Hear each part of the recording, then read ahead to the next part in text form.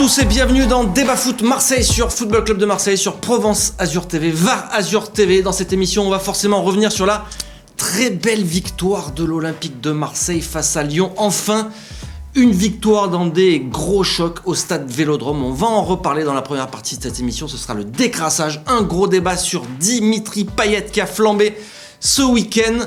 Alors ça sera entre louange et colère, notre gros débat sur Dimitri Payet. Et puis un débat mercato, puisque Zubizarreta a relancé lui aussi le mercato hivernal de l'Olympique de Marseille. On évoquera aussi le classement de l'OM, qui est second du classement de Ligue 1. Avec qui? Avec Maître Gims qui est avec nous. Non. Salut. Ça va, Jean-Charles? Ouais, c'est pour aller un peu mieux. C'est vrai que bon, les lunettes, aujourd'hui, je ne peux pas les lever. Hein. Tu veux pas non, on dirait une crapaud. Déjà, c'est très sympa d'être venu. Tu n'as pas à décommander. Bon, il joue sous petit problème, on va dire, petit problème de. T'imagines ce que tu me donnes comme sandwich après? Je suis obligé de venir. Francky, je ne pouvais pas louper ça. Ah, j'imagine. Et puis surtout. Voilà, on est très content aussi de recevoir pour la deuxième fois Franck Passy. Bonjour. Merci Franck d'être avec nous. Avec plaisir. C'est peut-être, je me rappelle plus pour quel match t'étais venu la dernière fois, mais à mon avis, Ça devait être une défaite. Ça devait être une... On devait être pas loin d'une défaite. Parce que c'était... C'était il y a 6 mois, donc en tout cas, c'était pas... contre les gros, ça n'arrivait pas très souvent la saison dernière. Ça n'arrivait pas même. Voilà, ça n'arrivait pas même du tout. Donc on savoure, là on savoure. Et on va savourer aussi avec Nico qui est avec nous. Enfin, un bon gros match là, ça fait plaisir, une belle victoire, c'était bien. Voilà, donc c'était dimanche soir et on en reparle tout de suite dans le décrassage. Le décrassage de ce match OM Lyon, même s'il y a beaucoup de vent, hein, il y a beaucoup de vent, on entend on a gagné. J'espère que ça s'entend pas trop dans les micros, mais bon, je pense pas. Non. Qu'est-ce que tu retiens de ce match? Tiens, je vais commencer par Franck. Non, qu'est-ce que tu en penses? Oui, on commence par Franck. Tu retiens quoi finalement de cette victoire de l'Olympique de Marseille? Ce que je retiens, c'est une énorme première mi-temps, avec énormément de rythme, avec des joueurs qui vont chercher le ballon dans les pieds de l'adversaire, qui ont marché sur l'Olympique lyonnais. Et puis la victoire face à un du top 2, top 3 théoriquement, hein, parce que Lyon, c'est une équipe qui au départ jouait la Champions League. Top 2 en termes de budget déjà. En termes de budget, oui. Non, je ne vais pas dire historique, mais en tout cas, ça faisait longtemps qu'on attendait ça. Ouais. Ouais, les supporters, ça faisait très longtemps qu'on attendait ça, une victoire enfin contre Lyon. En Ligue 1, Nico, c'était pas arrivé. Mais, disons que Franck, il avait fait 0-0, et depuis, c'était que des défaites en Ligue 1. Il y avait une victoire en Coupe de France, sinon c'était 100% de défaites, 5 défaites de suite, et Rudy Garcia, il avait fait sa 6e dimanche. C'est pas beau de se moquer comme ça. Tu retiens quoi, toi, Jean-Charles? Moi, je retiens, il y a beaucoup de choses à retenir, parce que au-delà des 3 points, ce qui était hyper important, et la confirmation, surtout de gagner contre un gros, une concurrent direct. Ouais. Mais moi, c'est l'organisation, c'est l'envie, la détermination, et puis surtout comment ils ont privé les Lyonnais de jeu, quoi. L'Olympique de Marseille est rentré sur ce terrain au Vélodrome en voulant acquérir ces 3 points, ce qui a été chose faite, et puis surtout dans les mouvements, dans les combinaisons, je trouve que ça a été bien meilleur. On a senti une équipe qui était concernée par le sujet, en fait, qui n'avait pas la tremblote. Qui n'avait pas peur. Qui n'avait pas peur et qui avait envie surtout de faire 2 matchs dans un, c'est-à-dire battre Lyon et battre Rudy Garcia aussi en même temps, parce qu'on en reparlera un petit peu plus tard avec Dimitri Payet. Mais voilà, je pense que l'OM a démontré dimanche soir qu'ils étaient capables de faire des belles rencontres face à des gros, bon je parle pas de Paris, hein, mais face à des concurrents directs, avec une organisation bien huilée, avec un système de jeu aussi qui a privé Lyon de pouvoir s'exprimer, puisqu'on s'est aperçu que Rudy Garcia n'a pas eu la possibilité de contrarier le jeu marseillais, et donc l'OM a insisté là-dessus. Nico, toi sur ce match, tu regardes aussi ces engagements des joueurs ou... Moi j'ai re-regardé la première mi-temps hier soir. Pour remettre un peu dommage, parce qu'au stade, on voit d'autres choses, mais... Pour les gars, quand on gagne, vous re-regardez. Non, mais d'habitude, j'ai pas le temps, parce que on tourne le lendemain du match. Là, j'ai eu le temps de regarder la première mi-temps hier. Et c'est vrai que c'est étonnant, parce qu'on se rend compte que Villas-Boas, il a quand même laissé le ballon, quoi. Le but, c'était vraiment relancer long. Et d'ailleurs, je trouve qu'ils ont pas mal relancé long. Ils ont réussi à trouver des mecs plusieurs fois. C'était assez intéressant, parce que du coup, ils ont vraiment laissé la balle à Lyon pour vraiment les presser et leur faire mal. Et c'est une tactique qui a marché. Et les Lyonnais n'ont pas réussi à rentrer dans l'intensité de ce pressing marseillais. Et Payet a survolé les débats en première mi-temps. Il a eu des crampes parce qu'il n'a pas l'habitude de courir autant, je pense, 60 minutes. C'est lui-même qui l'a dit. Au niveau émotionnel, il était un peu au bout. Il avait une grosse pression quand même. Non, mais il s'est démené, il s'est arraché. J'ai rarement vu Dimitri Payet courir autant sur un côté. Il taclait dans tous les sens. Là, pendant 20 minutes, il était en euphorie totale. Donc non, c'était intéressant, un vrai match, un vrai gros combat au Vélodrome, dans une ambiance de dingue avec le méga tifo et tout. C'était vraiment très agréable à voir. Après le rouge, le match a un peu changé. Mais paradoxalement, d'habitude, on a très peur dans ces matchs-là. Et mis à part la frappe de Terrier qui peut faire mouche à la fin, pas trop inquiété par Lyon qui était pourtant supériorité numérique. Alors, le fait du match, est-ce qu'il y a un fait du match, selon vous, qui a été déterminant Franck, il y a quelque chose, toi, que ce soit le penalty, après, le pendant... penalty, pour moi, le penalty, c'est un match assez équilibré au départ. Puis il y a cette erreur manifeste de Mendes. Il maîtrise pas son corps, c'est bizarre, non? Il maîtrise pas, non, c'est un réflexe, mais c'est des réflexes qu'il faut peut-être des fois stopper à l'entraînement pour qu'elles ne s'arrivent pas en match. Il y a ce penalty, pas évident à tirer, puisqu'il y a eu, avec toute l'histoire qu'il y a eu. Il y a 6 minutes, je crois. Dimitri a gardé son sang-froid et est arrivé à marquer ce but. Ensuite, si on suit le fil du match, juste avant la mi-temps, Lyon pouvait égaliser parce qu'ils ont eu 2 contre-attaques vraiment très belles, notamment une où ils partent carrément à 5 contre 3. Ils n'ont pas su profiter parce qu'en fait, ils n'avaient pas la même âme, comme a dit Jean-Charles, que les Marseillais. Les Marseillais, eux, ils avaient envie de manger du Lyonnais et ils l'ont fait. Voilà. Vous avez un autre fait de match ? Moi, je pense que ce qui a fait la détermination et surtout qui a changé l'attitude de tous ces joueurs, c'est l'entrée sur la pelouse, avec l'ambiance du stade. Je pense que ça a été important pour le groupe. On a senti une atmosphère de Coupe d'Europe, une atmosphère suprême en fait. Ça faisait bien longtemps que moi, je ne sentais plus le Vélodrome vibrer comme ça a été ce soir-là. Et je pense que ça a permis aux Olympiens d'être directement dans la rencontre et de ne pas perdre des minutes comme ils font habituellement. C'est-à-dire qu'ils rentrent dans une rencontre, notamment face à des concurrents directs, prendre 1 ou 2 buts. Là, ça n'a pas été le cas. Ils étaient directement dans le match. Pour moi, ça a été un petit peu le fait du match avec les supporters. Nico ? Non, c'est vrai que l'ambiance était exceptionnelle. Moi, ça m'a rappelé un peu les grands matchs où c'est déjà électrique avant le début du match. On sent le public rentre tôt dans le stade et c'est électrique déjà avant que le match commence. Mais je suis d'accord avec Franck, le fait du match, pour moi, c'est vraiment ce penalty parce que c'était quand même assez équilibré. Lyon avait la balle, Reine Adélaïde déjà, il crochetait, il avait obtenu 2-3 coups francs. C'était assez équilibré et ce penalty, ça lance vraiment le match, quoi. Et puis Payet, il résiste. Il y a la petite claque de Benedetto qui aurait pu être sanctionnée. Parce que là, même si Dubois il fait une comédie hallucinante, une claque comme ça peut être un rouge avec la VAR. Surtout ce genre de match, parce que là, c'est le match à haute intensité. Benedetto, il avait un peu dégoupillé quand même. Pour les fois où Gauthier... je me souviens, moi, d'un Paris-Marseille où Gauthier expulse, je crois que c'est Rod Fanny, très rapidement. Oui. Voilà. Je me demande si c'était pas lui, non, c'était lui ou Turpin. Mais il n'a pas laissé des bons souvenirs, Gauthier. Voilà, oui. Qui expulse Mandanda, je me rappelle, non, c'était Turpin, ça, face à Lyon, à la maison, alors que bon, le match était. Voilà. Donc pour les fois où ils nous ont expulsé des joueurs, cette fois-ci, ça a été. Il a fait preuve de diplomatie. Vers l'OM.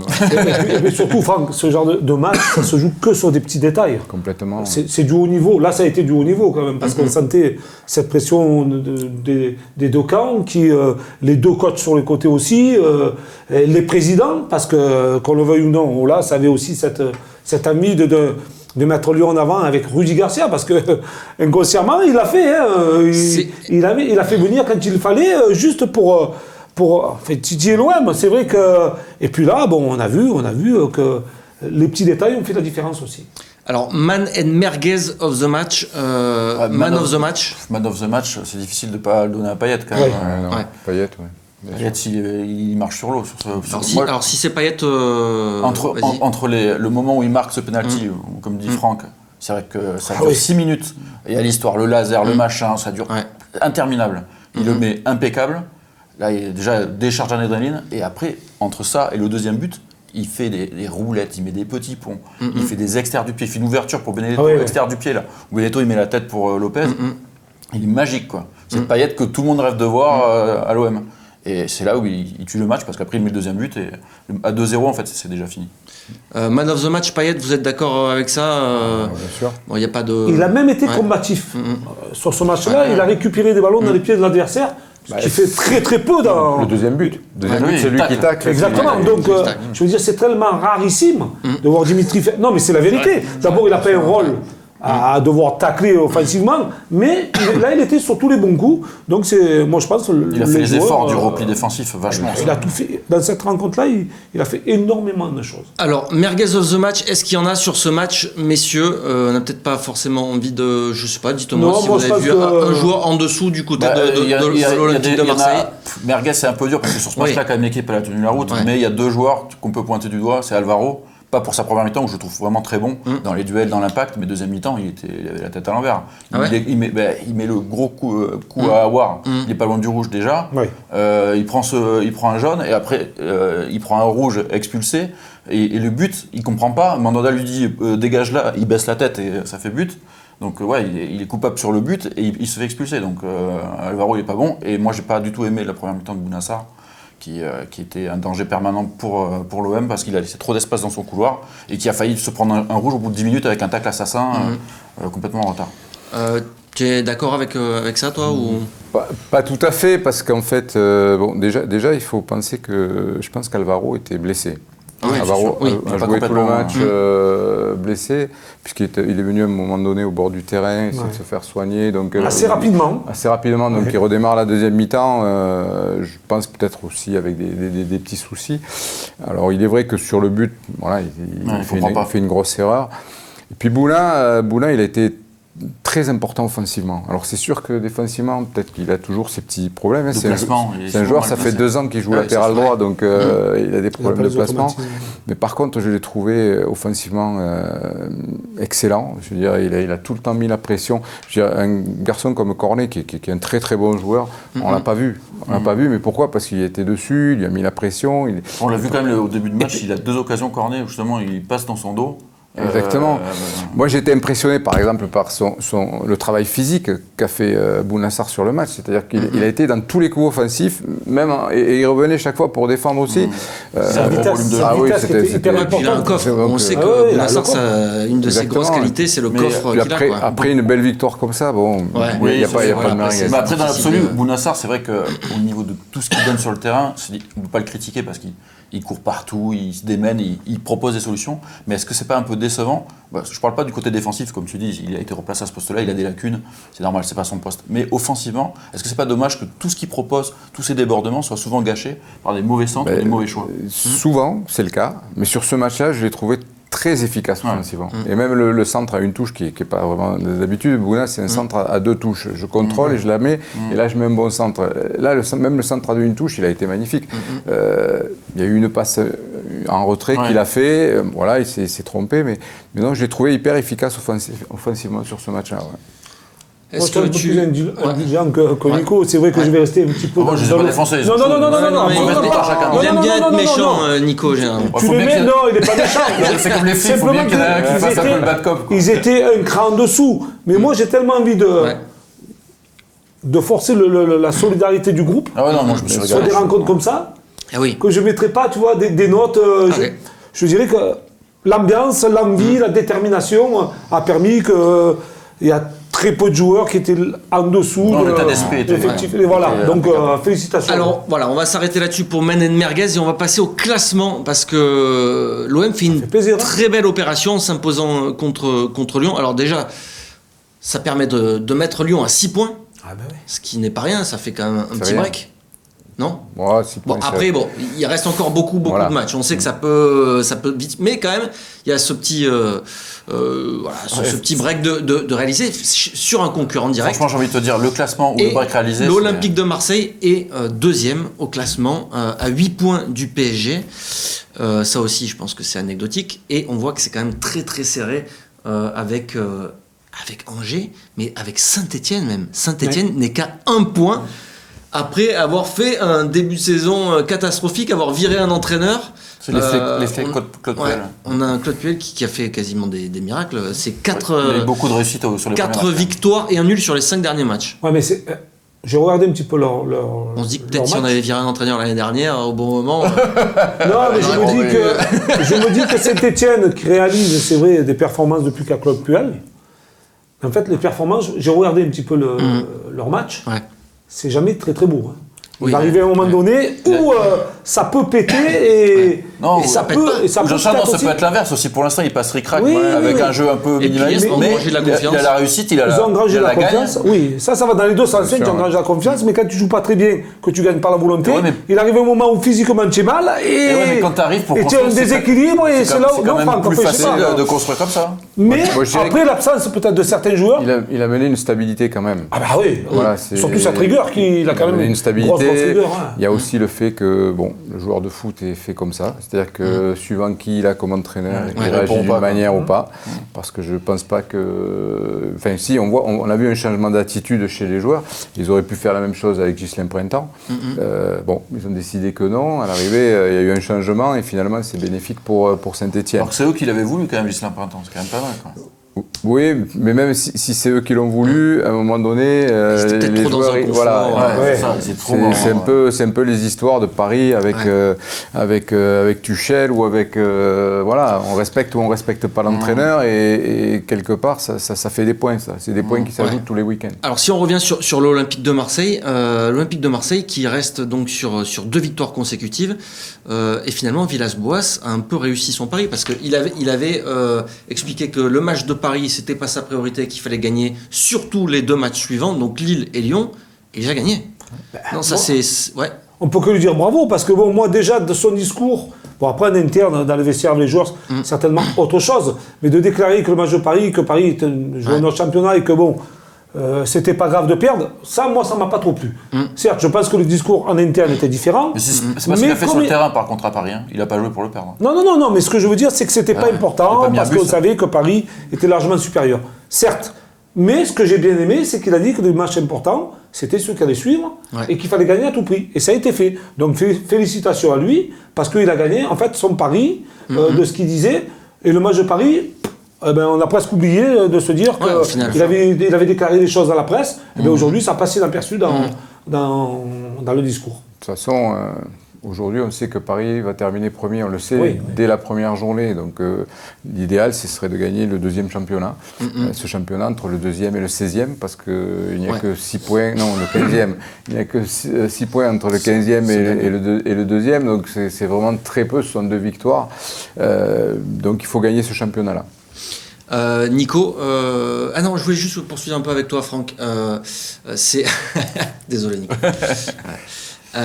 C'est aussi bon pour la confiance, ça. Des joueurs envers leur coach, peut-être une adhésion supplémentaire aussi au discours, d'avoir réussi ces 2 victoires contre 2 concurrents directs. Ça peut aussi un nouvel élan. Oui, parce que le point d'interrogation était là, surtout. Parce qu'on savait que Marseille était capable de gagner du 10e au 20e et de se faire une place en Europe comme ça. Mais si Marseille aujourd'hui est capable aussi de gagner des matchs dans le haut du tableau, cette 2e place, ils peuvent la garder jusqu'à la fin de la saison. Et c'est ça, parce que Nico, on regardait tout à l'heure les victoires de l'Olympique de Marseille. Cette saison, c'est contre Lille, contre Lyon, contre Monaco, contre Saint-Etienne et contre Nice. Alors, ils n'étaient pas tous à leur niveau de forme optimal. Si le classement il est comme ça, c'est que tout le monde c'est fluctuant. Mais quand même, contre ces équipes-là qui sont... ils ont fait le job. Des concurrents directs. Des concurrents pour les places européennes. Ils ont réussi à gagner des matchs importants. Après, il y a eu cette période où ils ont fait beaucoup de matchs nuls, où là, ça avait fait redescendre un petit peu l'OM. Mais vu que c'est serré, il suffit de 2 victoires pour remonter. Après, cette séquence de 4 matchs, je me souviens, on avait fait l'émission, on avait dit, ils vont jouer Paris, ils vont jouer Monaco, Lille et Lyon. On avait dit, s'ils font 4 points et une qualification, ça sera bien. Finalement, moi je dis, ça serait bien 6 points. Ils ont les 6 points. Et je pense que Villas-Boas, il voulait vraiment la jouer, cette Coupe de la Ligue. Là, pour moi, le gros point noir, il est là. Alors Paris, oui, il y a l'humiliation. Tu t'es fait fesser, effectivement, ce dont on parlait. Les lignes un peu étirées là, contre Paris, avec la qualité des joueurs, ça ne pardonne pas. Mais face à Monaco, on attendait autre chose. Pour moi, le gros point noir de ces 4 matchs, c'est Monaco, l'élimination, où tu fais un non-match. Et heureusement qu'ils se sont réveillés derrière, parce que ça faisait un peu peur. Là, je pense qu'il a trouvé une équipe, un état d'esprit, et maintenant il faut espérer que des joueurs comme Payet arrivent à se faire mal, ne serait-ce que la moitié de ce qu'il a fait. On va pas lancer le débat sur Payet tout de suite, on le fera tout à l'heure. Les matchs qui vont suivre, c'est une série de matchs qui s'annonce un petit peu plus simple, j'ai envie de dire. Sauf que la dernière fois qu'on a dit ça, on s'est dit il y a un boulevard devant nous. Avant les gros matchs. C'est pour ça que je mets une lunette là. Oui. Et on est passé complètement au travers. C'était quoi? C'était 4 matchs nuls. 4 matchs nuls. Contre Rennes, Dijon. Voilà. Donc ici, c'est un déplacement à Toulouse, une réception. Un déplacement à Toulouse avec une défense complètement modifiée. Ouais. C'est vrai. 3 absents. Donc, alors c'est un match un peu plus facile. Mais qui va rentrer dans la difficulté avec Camboire, parce que on connaît, on en reparlera, on connaît Antoine, voilà, c'est un guerrier, et il sait très bien, il analyse bien, alors il arrive du côté de Toulouse pour essayer d'être le sauveur aussi, donc parce que Toulouse, attention, il ne sera pas si facile que ça.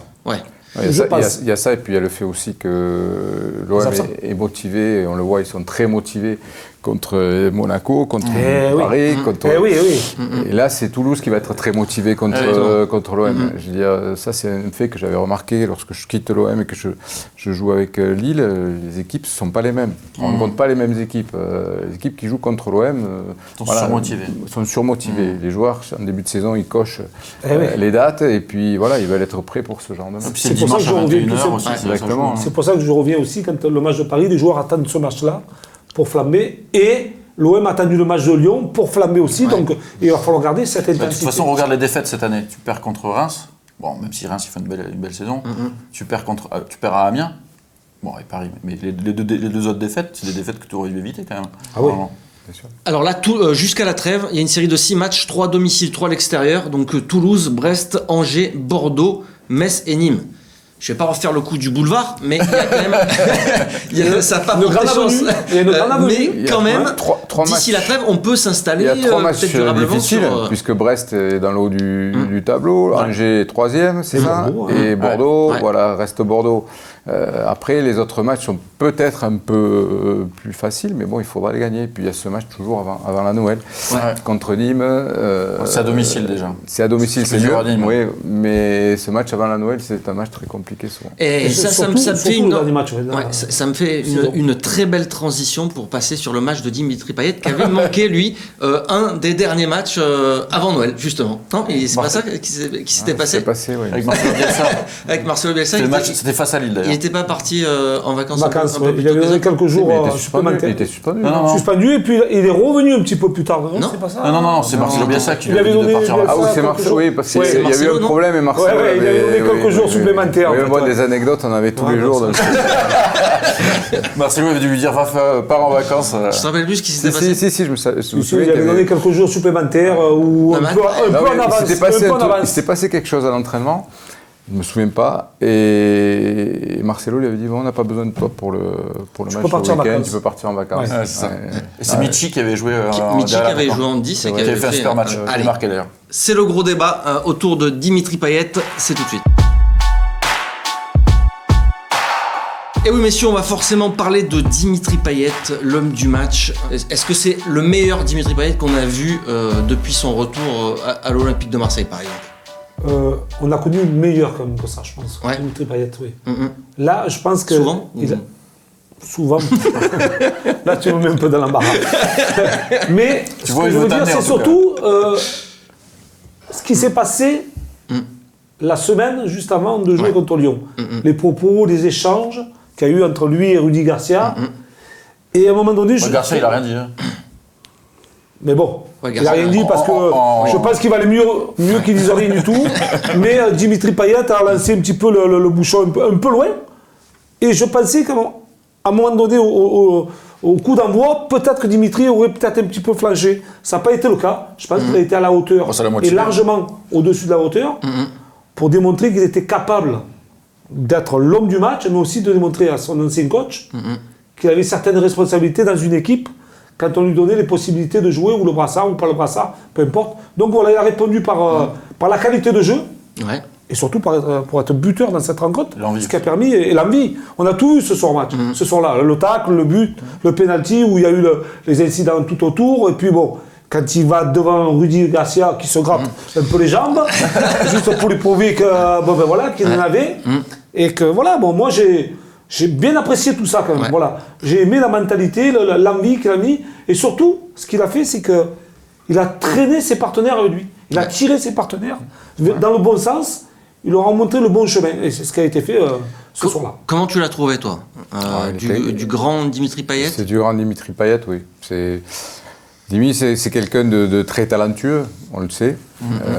Après, son caractère, ça fluctue.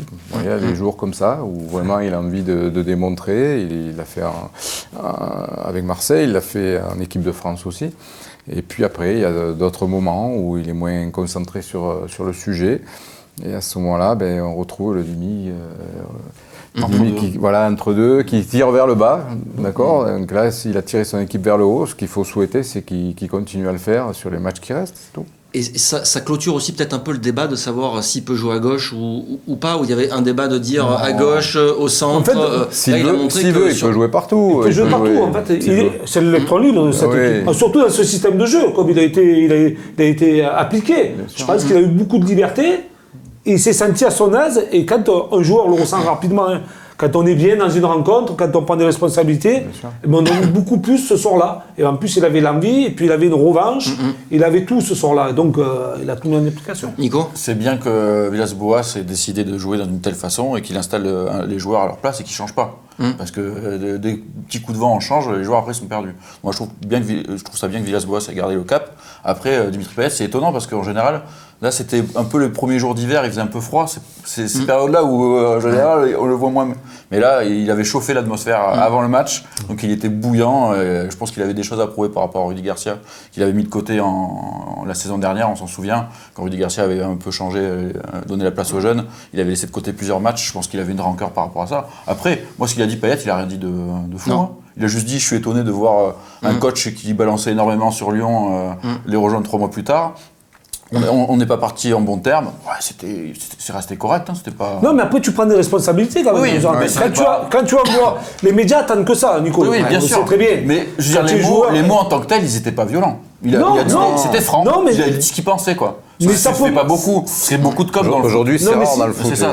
Mais si tu as un retour de l'entraîneur ou du président en Oulas, ça peut mettre le faux poudre, et ça peut être totalement différent. Il n'a pas attaqué de façon il a dit moi, j'ai eu à la fin ça s'est mal terminé, on n'est pas partis bons amis. Il a le droit de le penser. Alors le gros débat s'appelle entre louange et colère. Oui, attends, je vais recentrer mon débat. Non. Après, au niveau du jeu, quelque part, comme disait Franck, on connaît son talent, Dimitri Payet.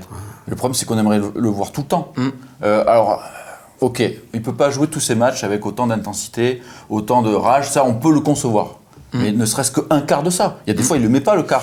Je dirais que chaque joueur a ses limites. Si Dimitri avait cette régularité, voilà, il serait pas à Marseille aujourd'hui. Il serait resté peut-être en Angleterre. Ou ils sont peut-être dans un plus grand club. Toi qui l'as eu, comment est-ce qu'on fait pour le motiver, pour le maintenir justement à un niveau de... cette intensité-là, de concentration, de détermination. Il n'y a pas vraiment de recette. Il n'y a pas vraiment de recette, parce que des fois, c'est Dimitri, tu es le plus beau, des fois, il faut le piquer autrement, des fois, il faut le laisser à sa maison. Dimitri, c'est lui qui décide. Voilà. Il se lève le matin, il a envie de te faire gagner, il te fait gagner. Après, si ce jour-là, il n'a pas envie, c'est comme ça. Ouais, c'est le caractère, quoi. Alors, c'est là où on en vient peut-être à la colère, parce que, bon, vous êtes pas un peu sympa avec lui, je trouve, mais moi, j'ai quand même une certaine colère envers lui, parce que je me dis, effectivement, c'est un joueur qui est hyper talentueux, et ça, on le sait tous, ça pourrait être un niveau de classe internationale. Mais combien de fois il l'a montré depuis son arrivée à l'Olympique de Marseille? Combien de grands matchs Payet a livré depuis son retour à l'OM? Moi, j'arrive pas à en citer plus de 3 déjà. Il y a 2 ans en Ligue Europa. Plus de 3. Ensuite, dans les gros matchs, combien de fois il a été décisif? Dans les confrontations, j'ai l'impression que c'est la seule fois où là, il est vraiment décisif. Depuis qu'il est revenu, oui. Depuis qu'il est revenu à l'Olympique de Marseille. Donc moi, je lui en veux en fait justement ça, de pas tout donner, même de donner pratiquement rien depuis qu'il est revenu. Quand on connaît son statut, alors vous allez me dire peut-être que je suis dur. Après, t'exagères. C'est le débat. Mais moi, je trouve que quand on a ce maillot-là, ce statut-là, il a été capitaine de l'OM, ce salaire-là. Et cette dimension qu'on lui a donnée quand il est revenu, on se doit quand même de donner plus que ça, non, de donner plus. Mais tu sais, quand on regarde sa carrière, Dimitri Payet, on se dit qu'il a fait quand même beaucoup de clubs. Il a changé énormément.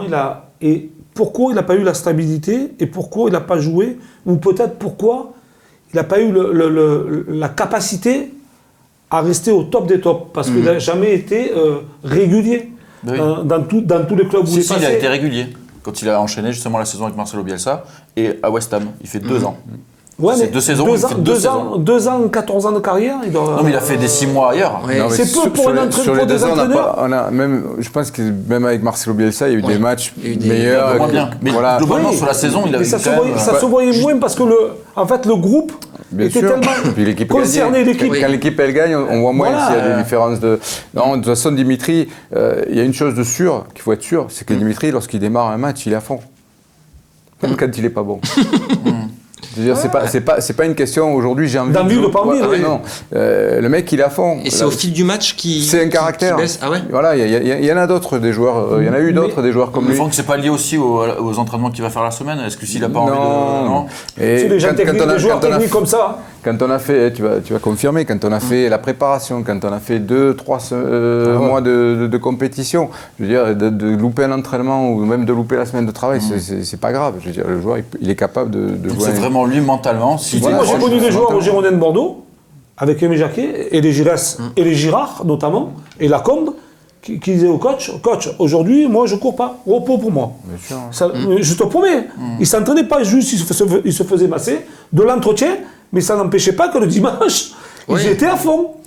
Bon, après, voilà, c'est dans la préparation qu'ils ont eux, la connaissance, leur connaissance aussi de... Après, tu vois, je pense que ce que Ben il reproche un peu à Dimitri Payet, c'est de jouer quand il a envie déjà, mais aussi des fois d'avoir une attitude un peu nonchalante. On l'a vu certains matchs là en début de saison, où dès qu'il y avait 2-3 passes qui étaient mal assurées par ses partenaires, c'est bon, vous m'avez gonflé quoi. Alors justement, pour répondre à ça, moi je pense que Dimitri Payet serait bien meilleur si derrière lui, il avait des joueurs de tempérament. C'est-à-dire que, on va prendre Alvaro en exemple. S'il y en a 5 ou 6 comme ça, dans l'effectif, ils vont aller le titiller à Dimitri, parce qu'ils vont commencer à se le bouger. Franck, tu as joué numéro 6, combien de fois tu as bougé tes partenaires en disant, c'est rien, il faut que tu le manges. Avec Bielsa, des fois, Et pourtant, pourquoi Bielsa, ça t'a marché? Non, mais des fois, avec Bielsa, je lui disais à Dimitri, je dis, moi, si je joue derrière toi, on se dispute, on se bat. Bien sûr, je te montre. C'est obligé. Mais c'est obligé, ça. La seule réponse, c'était qu'il rigolait parce que tu peux te disputer avec lui, c'est pas pour ça que tu vas le faire avancer. Alors attends. C'est un bourricot. Quand tu sais ça, est-ce que tu mises autant d'argent sur un tel joueur c'est autre chose. Eh ben oui, mais on mise ce qu'on peut et quand on peut. Je veux dire, c'est faire revenir Dimitri Payet quand même, un joueur de ce talent-là dans ce groupe-là. Au moment où ils l'ont fait revenir, il n'y avait pas beaucoup de solutions. Mercato d'hiver. C'était. Voilà. C'est la tête de gondole du mercato quand même. Ouais, mais l'investissement a été énorme et il est toujours énorme en termes de. Ils ont mis autant sur Strootman. Ouais, exactement. C'est vrai. Vous imaginez que ce match-là puisse aussi le faire un petit peu évoluer je pense que... ou pas, ou on va continuer à osciller entre comme toute sa carrière. Après c'est des dynamiques, là s'il se sent bien peut-être que ça va durer quelques mois. Moi je pense que c'est le groupe qui va faire... Si Marseille reste en haut du championnat avec l'idée de pouvoir jouer peut-être la Champions League l'année prochaine, peut-être que ce genre d'objectif, peut le faire évoluer. Et l'équipe de France aussi Deschamps n'a pas fermé la porte, mais il n'a pas ouvert vraiment. Mais en fait il a quand même envie de prouver, même si c'est plus sur la fin que sur le début, de prouver que c'était un joueur de grande qualité. Et je pense qu'aujourd'hui, l'OM compte énormément sur lui. Est-ce qu'il prend conscience que l'OM compte vraiment sur lui? Un joueur, c'est ça qui est important aussi. Quand lui fait ce contrat, on lui donne les clés. Pourquoi je dis ça? Parce que est-ce que Villas-Boas n'a pas compris comment il fonctionnait? Parce que ça aussi, Franck, tu le sais très bien que tout joueur, tu vas le discuter avec un joueur, tu vas lui taper dessus, l'autre, tu vas y passer la pommade.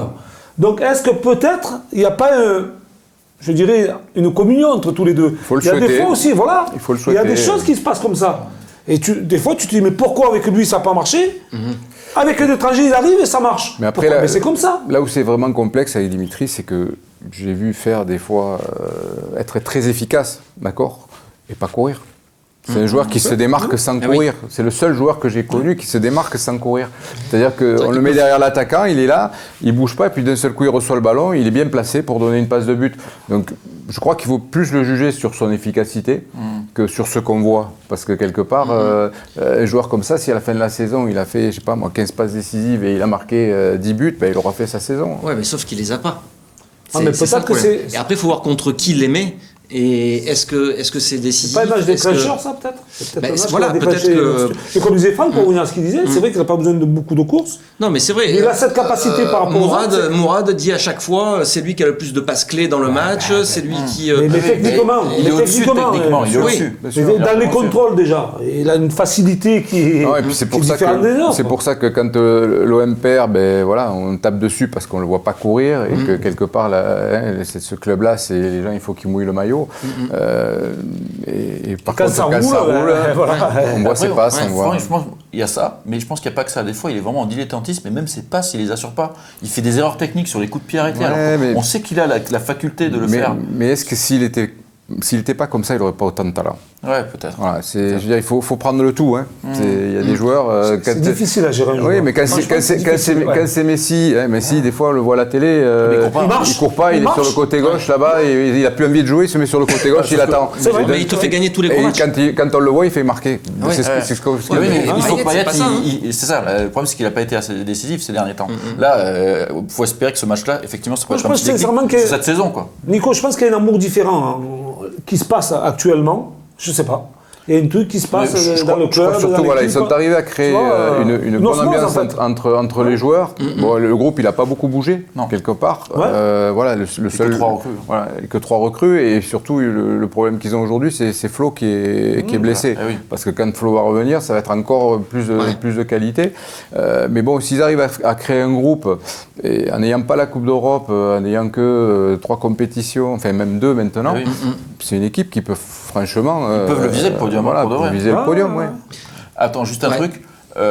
Aussi, l'atmosphère, moi je pense qu'elle est bonne parce que Villas-Boas, il a amené un discours franc. Lui, il ne se cache pas et qu'il dit qu'il n'y a pas d'argent, on ne pourra pas recruter. Il n'y a plus de blabla comme il pouvait y avoir avant. Et je pense qu'y compris avec les joueurs, ça fait du bien parce que le rapport avec les supporters aussi est bien meilleur. Parce que là, on raconte pas d'histoire. Ça aussi, ça détend tout le monde. Les supporters, je veux dire, quand la dernière année, quand je démarre la saison, qu'on dit qu'il n'y a pas d'argent non plus, ils nous ont allumés. Donc, le truc, il est là. Ils ne sortaient pas de 2 ans et demi de Garcia, je pense. Peut-être, mais en tout cas, voilà, c'est clair que c'est là où on retrouve le supporter. Le supporter, il n'est pas là juste quand on gagne. Le supporter, il est là pour animer son équipe et supporter son équipe. Et si les supporters, ils ont compris ça, ben, le club, il va se porter vraiment très bien.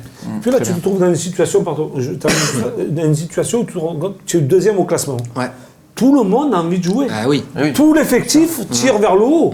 Tout l'effectif veut prendre, tout joueur veut prendre la place de l'autre. Se dire, je veux être moi dans les bons coups. Oui, et c'est ça aussi qui fait que. Ça crée une émulation. Et oui, ça fait monter un petit peu la sauce et d'un coup, tout le monde devient bon. Et c'est normal quand on te pousse comme ça, que tu es en haut du classement.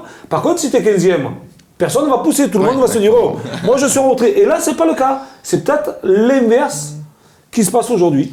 Alors messieurs, on va maintenant parler mercato. Pourquoi ? Parce que Andoni Zubizarreta a relancé peut-être le mercato hivernal. Il a dit qu'il allait essayer de recruter, mais attention, il ne pouvait pas le promettre parce que c'était quand même un petit peu compliqué. Allez, on en parle tout de suite. Et oui, on reparle mercato. Pourquoi ? Parce que notre directeur sportif Andoni Zubizarreta était sur Téléfoot dimanche. Et, au stade Vélodrome et a parlé mercato. Alors je vais le citer. Il a expliqué, donc je vais regarder le marché d'hiver, c'est toujours un marché compliqué. Je pense qu'on aura besoin de quelques joueurs car on a eu des suspendus, des blessés. Alors quel poste ? Ça je ne peux pas encore le dire, je ne peux rien promettre car c'est compliqué de trouver des joueurs de meilleure qualité que ce qu'on a dans l'effectif. La question n'est pas de recruter pour recruter, mais d'avoir de bons joueurs dans l'effectif pour être compétitif. Alors la question, la première, elle est pour Franck, comment on fait, toi qui as expérimenté ça, pour recruter sans argent ? Parce que tu l'as vécu quand même. Tu l'as vécu, toi. Toi, tu étais bien dans la merde. Toi, tu as été dans la merde. Comment on fait? Est-ce que tu n'as pas quelques conseils? Parce que lui, il ne peut rien promettre déjà. Tu vois, il se dit, pas voilà, beaucoup ça de va être dur. conseils à donner à Denis Zubizarreta. Je pense que bon, il a fait ce rôle-là plus longtemps que moi. Ouais, mais sans argent, je ne suis pas sûr qu'il ait autant de... Non, c'est vrai, mais bon, c'est les relations. C'est les relations, savoir des joueurs qui sont en difficulté dans certains clubs, pour pouvoir les attirer chez soi, à moindre coût déjà, et parfois prêter avec des options d'achat. Bon, il n'y a que comme ça qu'on arrive, mais c'est juste des relations. Voilà. Relations, moi je connaissais l'agent. Par exemple, avec des anciens joueurs, c'est ça que tu as pu avoir joueurs ou agents. Quand j'ai démarré, démarré dans le recrutement, au club, oui, j'ai démarré dans le recrutement, donc je connaissais quelques recruteurs, quelques agents. Après, il y a le hasard aussi. Je veux dire, le hasard fait que, à cette époque-là, Gomis il cherchait à sortir de Swansea. Donc je connaissais Etienne Mendy, contre qui j'ai joué, que je connais depuis très longtemps. À cette époque-là, je viens discuter avec lui, il me dit « Ah, ça peut être une bonne idée ». Voilà, il fait passer l'idée. Ensuite, NG, par exemple, son agent, c'était l'agent de mon fils. Donc je savais qu'il avait des difficultés à Tottenham.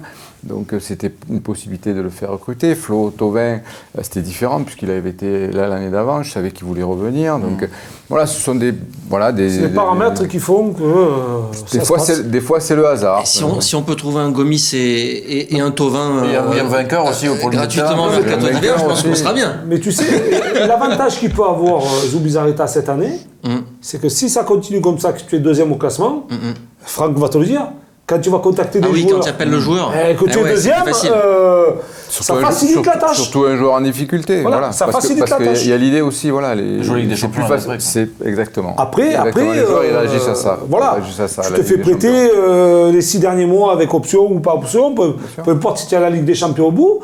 Le joueur, quand tu l'as au bout du téléphone, c'est plus pareil, la discussion est plus pareille. Après, il n'y a pas grand-chose non plus à bouger dans cet effectif-là. En n'ayant que 2 compétitions, il ne faut pas non plus bouleverser l'équilibre. Il y a un bon équilibre en ce moment, une bonne ambiance, une bonne atmosphère dans cette équipe. Il faut essayer juste de faire... Alors, toi, justement, à quel poste tu verrais peut-être des manques ou mettre un peu plus de concurrence Pas de la concurrence. La seule chose, c'est que si demain ils perdent Benedetto sur blessure, juste ton avis. Il n'y a pas un joueur derrière qui peut assumer, je sais pas moi, Germain, 2 mois, voilà, Germain seul en pointe. Alors, par exemple, c'est bien de parler de ça. Il y a une rumeur qui a circulé. C'est la rumeur Olivier Giroud qui est revenu encore une fois. C'est le serpent. Non mais est-ce serpent de mer, ça. Voilà, c'est le gros serpent de mer. Tu lis l'article. On ne veut pas savoir si c'est vrai, si c'est pas vrai. Mais faire venir un joueur comme ça. Alors que tu as Benedetto, c'est pas non plus une solution. Parce que Benedetto, tu le mets sur le banc. Voilà. Ça serait obligatoire. Ça serait une solution peut-être de meilleur niveau. Parce que Giroud est un joueur de notre niveau. Tu penses que c'est meilleur que. Oui, quand même. C'est surtout pas le même profil. C'est pas le même profil, mais un attaquant de pointe de fixation devant, bon, Giroud, c'est quand même d'un niveau plus élevé. Rien que par rapport à la carrière qu'il a fait, voilà. Et puis en équipe de France, on voit que lorsqu'il a il est quand même champion du monde. Oui, mais après, voilà, il est peut-être sur la pente descendante, il joue plus. Mais après, bon, voilà, ça veut dire quoi? Ça veut dire qu'on va mettre Benedetto sur le banc. C'est pas obligatoire, non? Donc c'est pas obligatoire. Tu vas changer ton système de jeu. Ou alors tu mettras. Tu sais, les bons joueurs s'accordent. Ouais, mais bon, c'est vrai qu'il doit revenir à un moment donné. Parce que ça, c'est un vrai problème. L'équilibre aussi de l'équipe. Même si aujourd'hui, en mettant Camara au milieu de terrain, ils sont arrivés aussi à rééquilibrer cette équipe. Donc quelque part, voilà. Bon après, c'est leur problème. Alors mais ça, c'est un vrai problème, Nico, parce que si tu as une super opportunité, mais que cette opportunité-là te déséquilibre un petit peu le vestiaire. C'est plus une opportunité. C'est plus une opportunité, ok. Mais après, si tu dis je la saisis pas et que Benedetto se blesse, je suis comme un con. Je suis d'accord, effectivement, il y a ce poste-là, mais il y a des recrutements peut-être plus simples que celui-là avant de parler de celui-là. Oui. C'est des postes de remplaçants qui sont vacants. On n'a qu'un seul latéral gauche dans cette équipe. Et il y avait Rokia qui d'ailleurs fait une saison correcte à Sochaux. Ils ont préféré qu'il joue en seconde division. Donc ils se sont dit, qu'il n'aurait pas sa chance cette année. Là, on se dit, est-ce qu'il ne faut pas prendre, peut-être même en prêt, même si le mec il reste que 6 mois, un latéral gauche au cas où, parce que là, c'est hyper limité à ce poste-là. C'est-à-dire que Sakai, il fait le va-et-vient avec les suspensions et tout. On voit là, face à Toulouse, Amavi suspendu, Tchaïta Tsar suspendu, Alvaro suspendu, il va devoir bricoler une défense avec Sakai à gauche. Donc là, déjà, un poste de latéral gauche, c'est important. Et s'ils arrivent peut-être à trouver une porte de sortie aussi, à un Strootman qui va être condamné là avec Camara. Si Strootman sort, il faudra prendre un milieu défensif. On va en parler des départs. Tu voulais rajouter quelque chose toi sur les recrues? Tu étais d'accord avec moi, Franck sur l'attaquant? Oui, moi je suis d'accord pour un attaquant parce que je pense que. Mais un avant-centre ou un allié. J'ai presque envie de dire un joueur style Maoulida, tu vois, qui était capable de jouer à 9 et qui était capable de tourner autour de l'attaquant, jouer sur un côté. Voilà ce style de joueur parce qu'il y a l'énigme Thauvin aussi, on sait pas capable aussi de tourner pour tout le monde. Il devrait revenir en janvier, j'imagine. Il devrait revenir, mais ça va lui prendre du temps aussi de trouver la forme. Si elle rechute, comment tu fais? Enfin, tout ça, il faut peut-être l'anticiper parce que l'année dernière, l'Olympique de Marseille avait fait le choix de ne pas recruter. Avait pris que Balotelli, alors qu'il y avait aussi d'autres manques dans l'effectif. Et au final, on l'a peut-être un peu payé. Donc, pour atteindre les objectifs, peut-être qu'il faut aussi... Moi, je pense aussi. Surtout que vu le classement et vu le nombre de points entre le 15e et le 10e, les 15 derniers matchs, ça va être un sprint important. Et puis moi, si tu prends des joueurs qui sont compétiteurs, c'est ça aussi qui est important. Pas se tromper parce que... Tu peux prendre de bons joueurs, mais qui ne sont pas compétiteurs. Et la pression à Marseille. Là, si tu prends des joueurs compétiteurs qui sont capables de rentrer dans une rencontre et de te faire la différence, et là, je passe Pagis, Maoulida, des joueurs qui ont fait la différence quand ils sont arrivés. Maintenant, un attaquant, moi, je pense que si Strootman s'en va, même un 6, parce que je pense qu'il en faut aussi, et surtout, un latéral, enfin, surtout. Même s'il revient très très bien, latéral gauche. Tu vas pas faire autant. Voilà, tu prends 3 jours. Oui, mais c'est ce qu'il dit là. C'est ça aussi. Tout dépend des départs. Parce que s'il y a 2-3 joueurs qui s'en vont. Alors justement, lançons ce débat-là sur les départs. Zubizarreta a expliqué que tout le monde était sur le marché. Voilà. Même pour ce mercato, il a dit... Au mois de juin aussi, tout le monde était sur le marché. On sait que l'OM est dans une situation financière délicate de nouveau et que donc tout le monde... la porte est ouverte pour tout le monde, ça dépendra des offres et on sait qu'il y a un... J'ai du mal à y croire. Ouais, moi aussi. Si Marseille est second à Noël... Comment tu laisses partir tes meilleurs joueurs? On ne laissera pas partir les meilleurs joueurs. C'est pas possible. C'est pas possible. C'est pas possible. La porte est ouverte au mois de juin prochain. Oui. Mais pas maintenant. Même si tu as besoin d'argent. Là, il a dit, même pour ce mercato. Non, mais attends, même si tu as besoin d'argent, c'est-à-dire qu'aujourd'hui, tu es deuxième au classement, tu repars au mois de janvier, tu es toujours second, tu vas te dire, je perds les 40 millions dans la Ligue des Champions, qui vont t'en faire un jackpot, et qui vont te rapporter l'année prochaine énormément d'argent, en achetant le joueur pour 10-15 millions. Mais ça serait se couper les... De ce qu'on lit, les deux seuls joueurs qui peuvent laisser partir, ça sera Strootman et ça sera peut-être Sanson. Exactement, exactement. C'est ce qui se dit. Oui. C'est ce qui se dit, Strootman ou Sanson. Est-ce que ces joueurs-là, selon toi, d'ailleurs, tu te dis, l'OM est suffisamment peut-être fourni dans ce secteur-là pour pouvoir les laisser partir? Ça serait pas bête s'il y a besoin d'argent pour pouvoir ensuite renforcer d'autres postes?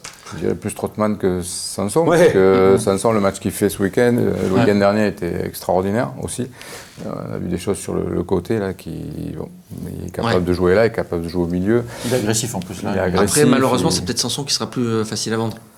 Ouais, mais bon, si tu cherches les joueurs faciles à vendre, tu vas voir Camara, qui actuellement... non, mais tu as Benedetto, tu as Payet, s'il termine bien, il sera peut-être aussi sur le marché des transferts, mais ça veut dire que tu vas moins... Non, mais tu peux prendre un club anglais pour se dire... Roger, Camara... Roger, voilà, le cas de Roger. Non, moi, je pense que ça serait vraiment la mauvaise solution. Si tu es deuxième au mois de janvier, te libérer... mais restons sur Sanson et Strootman. Tu te dis, si on a des opportunités... Sanson, s'il continue à jouer comme ça... Tu as Lopez, tu as Rongier, là, ils ont trouvé l'équilibre. C'est différent. De laisser partir Sanson et de laisser... Strootman, il faudrait arriver à trouver une solution. Je pense que Sanson, s'il était second, il n'aura pas envie de partir non plus. Mais non. L'objectif de beaucoup de joueurs, c'est de jouer aussi la Ligue des Champions. Ça dépend où. Ouais, ça dépend où. Après, c'est des opportunités. Au poste spécifique. spécifique de 6. Il faut quand même rappeler que là, c'est Camara qui joue. Donc là, tout le monde disait oui, c'est vrai que c'était une invention de Rudy Garcia de l'avoir mis au milieu de terrain. Mais je regardais, en fait, à l'époque, c'était pas quand même la même chose parce que c'était un milieu de terrain à 2, parce qu'il joue en 4-2-3-1. Et là, il a vraiment toute la largeur. Et je pense que ça lui convient encore mieux, ce rôle de vraiment sentinelle seul. Mais tu le retires lui, Strootman, à la base, c'est même pas un 6, c'est un 8.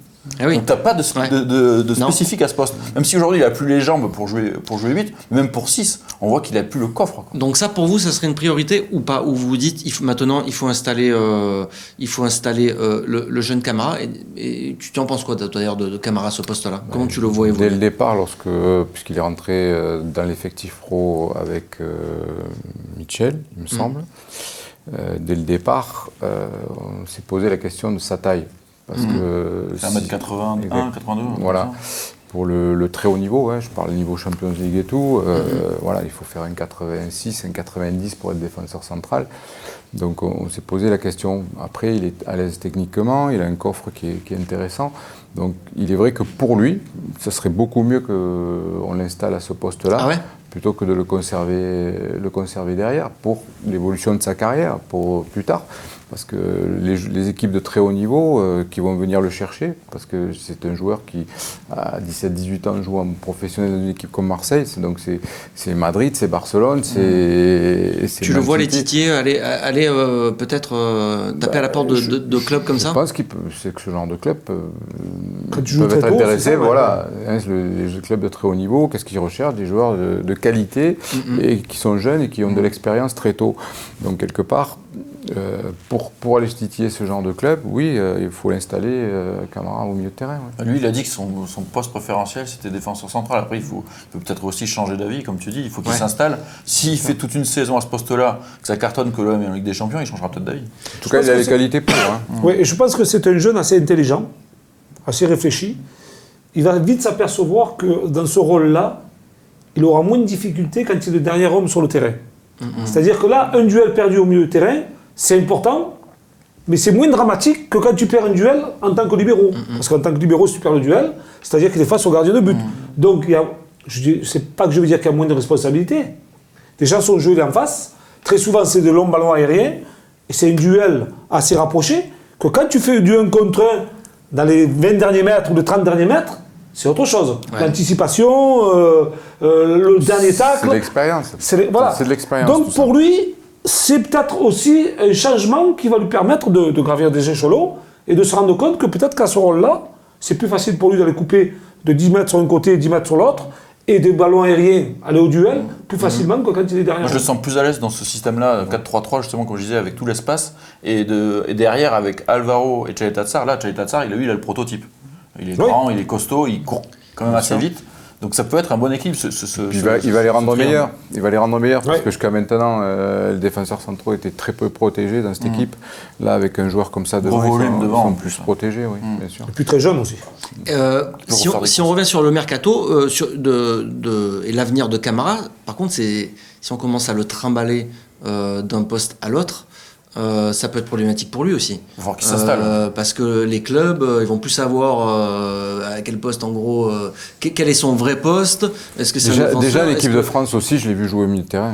Donc, en équipe de France aussi, ils ont dû se poser la même question. Donc, quelque part, c'est un joueur il a des qualités techniques, il est assez mobile pour pouvoir jouer ce rôle-là. Il a une qualité pour jaillir dans le pressing aussi.